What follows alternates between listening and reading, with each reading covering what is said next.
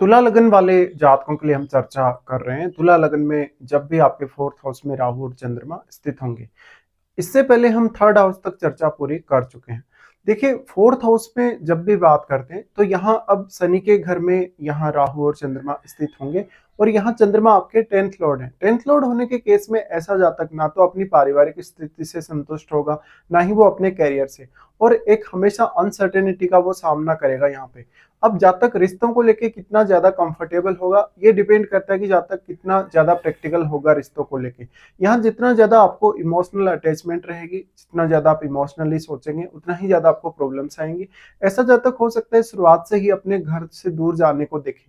Even आपका घर से दूर रहना आपके लिए बहुत ज्यादा फेवरेबल भी हो सकता है इस कंडीशन में। लेकिन आपको फोर्थ लॉर्ड को भी देखना होगा जो आपके शनि है। अब क्योंकि राहु शनिवत ही चलते हैं तो शनि का अच्छी स्थिति में होना आपके चार्ट में फिर भी बहुत ज्यादा जरूरी हो जाता है। यहाँ पे अब कोई भी अगर ग्रह बैठा है राहु और चंद्रमा के साथ, तो उस ग्रह को आपको देखना होगा। राहु चंद्र की इस युति की वजह से आप क्योंकि बहुत ज्यादा मेहनत करेंगे अपनी पारिवारिक स्थितियों के लिए, साथ ही साथ अपने कैरियर के लिए भी। लेकिन कैरियर को लेकर उतना ज्यादा सेटिस्फेक्शन आपकी लाइफ में कभी भी नहीं रहेगा, भले ही आप कैरियर में कितना भी आगे तक चले जाएं या कितने भी ज्यादा ऊंचाइयों को आप छू लें। यहाँ पे राहु चंद्र का युति है तो दिखाता है कि जातक का जो शुरुआती कैरियर रहा है, जातक की इवन जो एजुकेशन रही है वो उतनी ज्यादा कंफर्टेबल नहीं रही है। जातक ने कुछ ऐसे गलत डिसीजन भी अपने परिवार को लेके या अपने एजुकेशन को लेके लिए हों जहां पर उसको काफी समस्याओं का सामना करना पड़ा हो।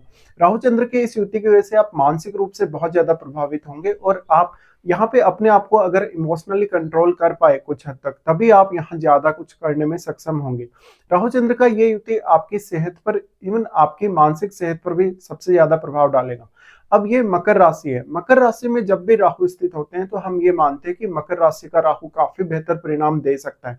लेकिन यहाँ चंद्रमा के साथ होने की वजह से भले ही आप डोमेस्टिक मामलों में कितना भी हार्डवर्क कर लें, कितनी भी मेहनत कर लें, लेकिन कैरियर को लेकर एक कमी आपके हमेशा ही जीवन में रहेगी। यहाँ पर आप बहुत ज्यादा अनरियलिस्टिक सोचेंगे अपने पारिवारिक मामलों में और अपने कैरियर को लेकर भी। तो यहाँ आपको स्टेबिलिटी की तरफ ही हमेशा देखना होगा और बहुत ही ज्यादा प्रैक्टिकल वे में आकर ही सोचना होगा। इस प्रकार का जातक हमेशा कंफर्ट्स की तरफ भी जाने का पूरा प्रयास करेगा। अगर यहाँ शुक्र का संबंध बनता हो आपके फोर्थ हाउस से तो आप कंफर्ट्स को हासिल भी अवश्य कर पाएंगे। लेकिन यहाँ अगर शनि आपके चार्ट में कहीं ना कहीं अगर अच्छी स्थिति में नहीं, तो अब आपके लिए अपना खुद का लैंड परचेज करना या अपना खुद का घर बनाना उतना आसान नहीं होने वाला। इसके बाद भी आप अगर ये सब कर भी ले, उसके बाद भी उतने ज्यादा कंफर्ट्स के साथ अपने घर में नहीं रह सकेंगे, क्योंकि यहाँ आपकी एक्सपेक्टेशन को राहु बहुत ज्यादा बढ़ाने का काम कर रहे हैं। अब आप जितने ज्यादा प्रैक्टिकल होंगे उतना आपके लिए अच्छा होगा।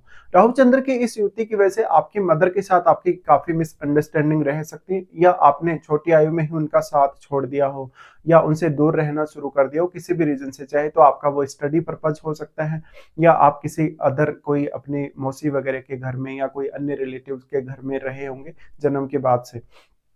तो यहाँ पे आगे चलकर कहीं ना कहीं जातक बहुत ज्यादा इमोशनली अटैच होता है अपनी मदर से भी और अपने परिवार से भी, लेकिन वो परिवार के साथ उतना अधिक कभी कभी रह नहीं पाता। तो यहाँ आप परिवार को उतना ज्यादा समय भी नहीं दे सकेंगे, और क्योंकि आप कैरियर में बहुत ज्यादा बिजी रहेंगे। अब राहु यहाँ चंद्रमा के साथ होने से, चंद्रमा 10th लॉर्ड है, इसलिए हमेशा आप कैरियर को लेकर फोकस में रहेंगे। साथ ही साथ यहाँ पे आपका कैरियर को लेकर जो पॉपुलैरिटी होगी, जो आपका मान सम्मान होगा, वो भी कहीं ना कहीं आप महसूस नहीं कर सकेंगे, क्योंकि ऑलरेडी केतु आपके 10th हाउस में स्थित हैं। तो यहाँ पे आपको ये सब देखना होगा। साथ ही साथ यहाँ पे कोई अन्य ग्रह जो बैठा है आपके फोर्थ हाउस में, वो अपना प्रभाव यहाँ जरूर ही डालेगा। तो उस ग्रह का संबंध यहाँ आपको राहु के साथ, चंद्रमा के साथ और शनि के साथ देखना चाहिए, क्योंकि शनि इस हाउस के लॉर्ड है, तो शनि के साथ उनका संबंध आपके लिए काफी मैटर करेगा। अब यहाँ पे अगर हम दृष्टियों के हिसाब से सोचेंगे तो दृष्टि सबसे पहले राहु आपके 8th हाउस पे डालेंगे। अब चंद्रमा के साथ जब भी इस तरीके से राहु बैठे हो तो आपके मानसिक रूप से वो आपको काफी गहराइयां देने की कोशिश करेंगे। तो अष्टम भाव पे दृष्टि डालें तो यहाँ अपने पार्टनर की फैमिली से आपको कोई भी बहुत बड़ी अपेक्षा नहीं लगानी चाहिए, इवन पार्टनर से भी। इसी तरीके से आपकी लाइफ में लगातार उतार चढ़ाव होते ही रहेंगे। डिपेंड ये करता है कि आप कितना अच्छे से उन उतार चढ़ाव को हैंडल करते हैं। मोस्टली आपको फाइनेंशियल कंडीशन में काफी उतार चढ़ाव देखने को मिलेंगे, साथ ही साथ आपके करियर की वजह से आपकी डोमेस्टिक लाइफ में भी। यहाँ पे अब राहु का दृष्टि है तो ये आपको किसी भी विषय में बहुत डीप सोचने, डीप अध्ययन करने के मामले में सपोर्ट करेगा। लेकिन यहाँ बहुत ज़्यादा अनसर्टेनिटी रहेगी और थोड़ा-सा आप पज़लिंग कंडीशन में रहेंगे कभी-कभी। यहाँ पे अब आप अपने आप को मानसिक तौर पे कैसे संतुष्ट कर सकते हैं और मानसिक तौर पे कितना ज़्यादा खुद को स्टेबल कर सकते हैं, उतना ही आप यहाँ फ़ायदा उठा सकेंगे। राहु जब अष्टम भाव पे दृष्टि डालें तो जातक का सिक्स्थ सेंस बढ़ाने का काम करेंगे। अगर यहाँ पर जुपिटर जैसा ग्रह स्थित हो आपके यहाँ 8th हाउस में, तो ये आपके लिए सिक्स्थ सेंस के लिए और भी अच्छा होगा। लेकिन आपको 8th हाउस में बैठे हुए ग्रह के लिए हमेशा देखना होगा, जो भी ग्रह यहाँ बैठा होगा वो 8th हाउस से जो भी आपको जीवन में गेन प्राप्त होंगे उनके लिए बहुत महत्वपूर्ण भूमिका निभाएगा। तो यहाँ अगर कोई राहु का मित्र ग्रह बैठा हो तो वो आपके लिए ज्यादा अच्छे से काम कर सकेगा।